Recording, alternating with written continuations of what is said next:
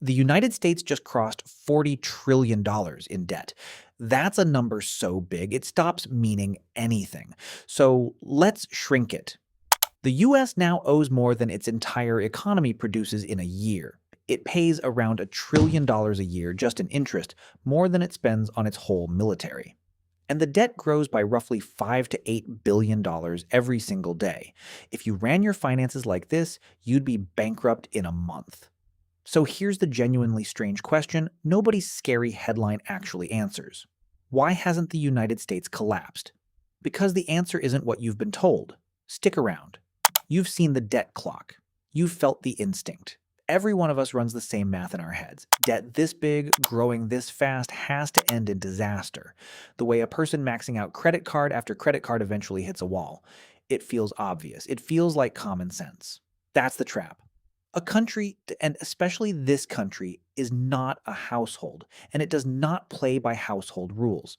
The intuition that terrifies you is built for your wallet, and it quietly breaks when you scale it up to a government that prints the world's most important money.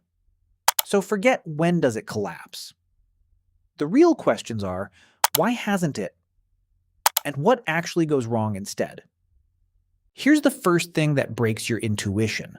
The United States borrows money in its own currency, dollars, and it's the only entity on Earth that can legally create dollars. Think about what that means. A country like Sri Lanka or Argentina can genuinely run out of money because they owe debts in dollars, a currency they can't print. When the dollars run out, they default.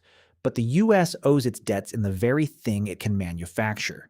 It can never be forced to miss a payment because it can always create the dollars to make it. It will not default the way a normal country does. It essentially can't. And there's a second reason, even bigger. The US dollar is the world's reserve currency, the money global trade runs on, the thing every central bank and investor wants to hold. So when America wants to borrow, there's a near bottomless line of lenders, countries, banks, pension funds, begging to lend to it because US government debt is considered the safest place on the planet to park money. So the US has two superpowers no household has. It can print what it owes, and the whole world is desperate to lend to it. And that's worth clearing up because it fuels a lot of fear. Most of the debt isn't owed to rival nations. A huge chunk is owed to Americans themselves through pension funds, retirement accounts, banks, and even the government's own trust funds like Social Security. Foreign countries do hold a slice, but no single one holds enough to call in the debt and sink the ship. When you picture the lender, don't picture an enemy. Picture a retirement fund, quite possibly one with your money in it. That's why the debt clock can spin forever and the lights stay on. If it can't go bankrupt, is the debt harmless? No. The danger is real. It's just slow, and it's not the disaster you're picturing. The first real cost is interest. Even if you never pay off the debt, you have to pay the interest on it every year. And that bill is exploding. It has roughly tripled in 5 years and now runs about $1 trillion a year. That's not money buying anything. It's not roads, schools, defense, or tax cuts. It's pure rent on the past. And it's on track to become the single biggest thing the government spends money on. Bigger than the military, bigger than Medicare. That's the quiet catastrophe. Not that America goes broke, but that more and more of what it earns goes to servicing what it already borrowed, leaving less for everything else. The country slowly becomes a machine that mostly pays for its own past. And I want to be careful and fair about why the debt keeps growing, because this is where people love to point fingers. The honest, boring answer is structural, and it long predates any one leader.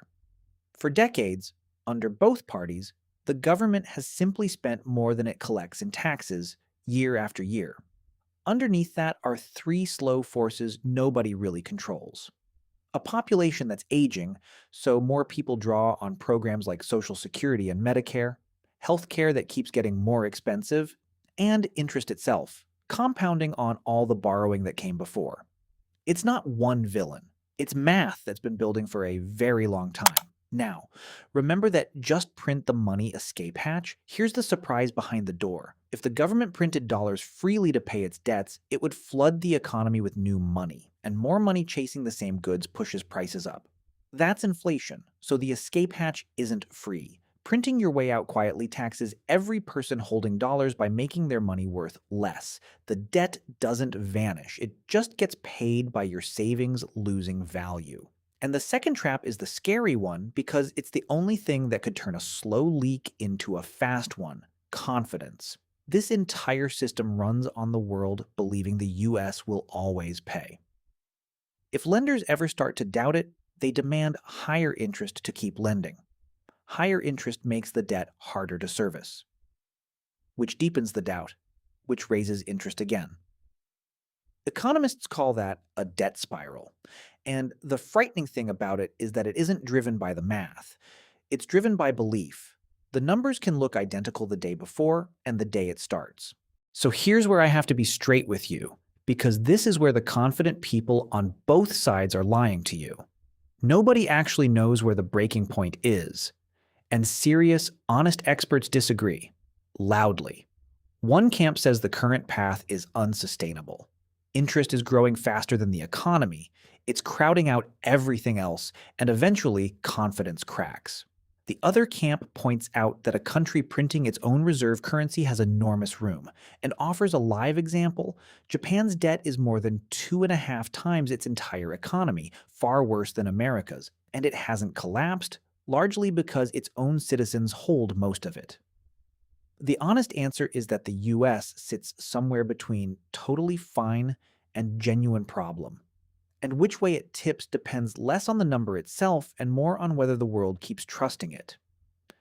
One respected model put the theoretical outer limit at roughly twice the size of the economy. But even that comes with the giant asterisk. It all holds until belief stops holding. So strip away the panic and the false calm. What does 40 trillion actually mean for your life?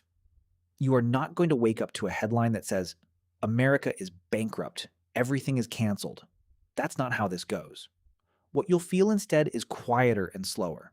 Upward pressure on inflation, which nibbles your savings, higher interest rates that make your mortgage and loans more expensive, and endless political fights over the budget as interest payments eat more of the pie every year.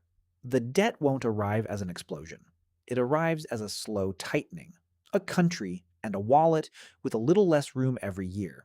That's the real story the giant scary number on the clock doesn't tell you. So the next time you see that debt clock spinning and someone tells you the end is near, you'll know the actual picture.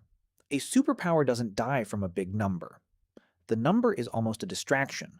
What matters is the slow trade-off underneath it, a nation gradually spending more on its past than its future, and the one fragile thing the entire system is built on: the world's belief that America will always be good for the money. As long as that belief holds, 40 trillion is just a very large number on a screen. The day it wobbles is the day the number finally starts to matter. And nobody, not the doomers, not the optimists, can tell you exactly when that day is. Genuine question. And I actually want to know, after all that, do you think the US debt is a slow motion crisis or a scary looking number that's basically manageable? Make your case in the comments. I'll be reading.